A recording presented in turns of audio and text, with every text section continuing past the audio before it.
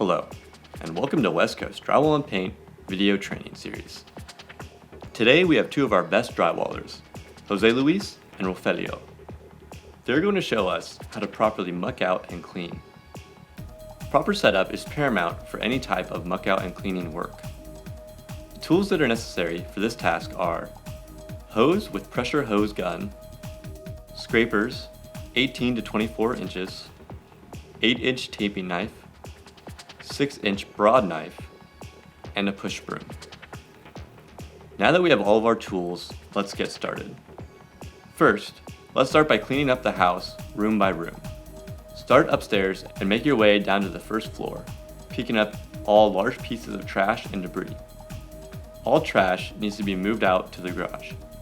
Make sure to keep a few boxes to use to fill up with the scraped excess mud. After that, move around the house and unmask all of the windows, doorways, and bathtubs.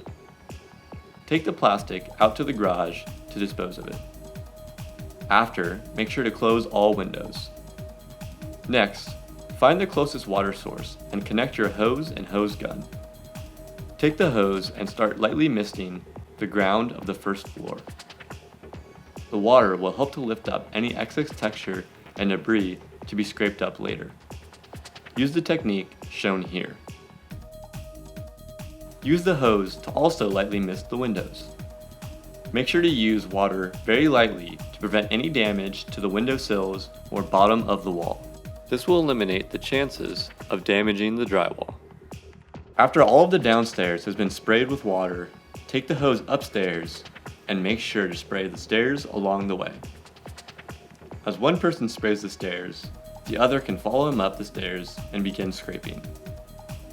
Use an 18-inch scraper to remove all excess texture, dirt, mud, and debris from the floor. Apply pressure to scrape the floor of any stuck-on materials. Once the entire second floor has been lightly sprayed, we can begin scraping the floors. As before, make sure not to use too much water on the floors.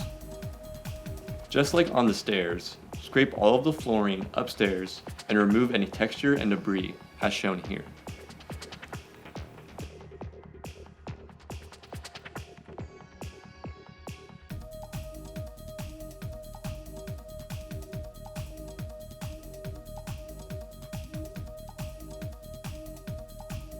If material begins to cake onto the scraper, use a broad knife to remove the texture.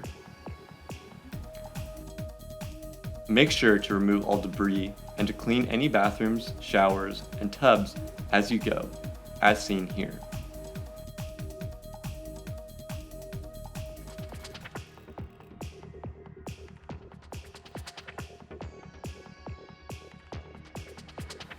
After everything has been scraped up, use the scrapers to scoop up all loose material and dispose of it into the boxes that were left behind previously. Once this has been completed, remove the boxes of trash and place them in the garage. If it is needed, use the broad knife to clean the windows by removing any mud that might have been left by the tapers.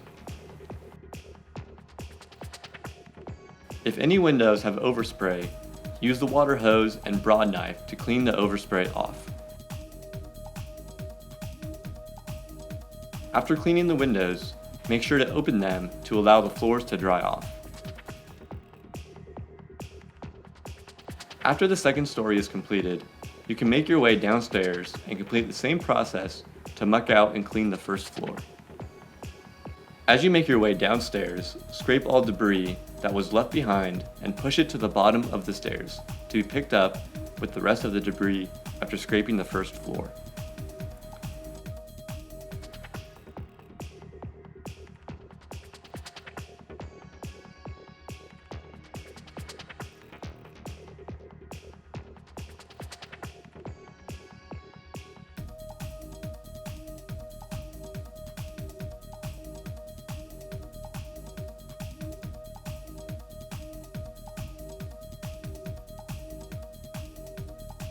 The final step is to clean out the garage.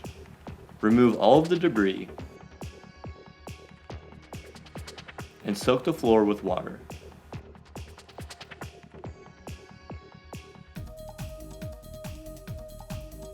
Next, scrape the floors just as you did inside the house.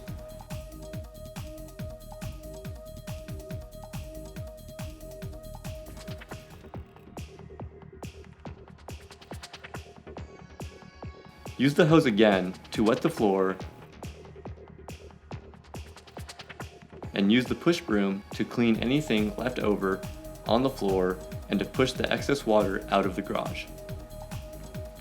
Also use the water hose to spray and clean the stem wall.